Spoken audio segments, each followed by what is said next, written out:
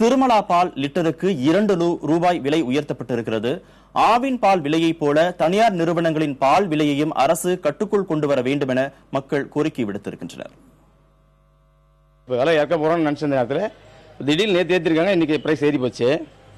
நாங்கள் ரெகுலராக ஒரு 25 ரூபாய் எடுப்போங்க திருமலாவில். ஆனால் இன்னைக்கு பார்த்தீங்கன்னா ஒரு 15 ரூபாய் தான் எடுத்துருக்கிறேன்.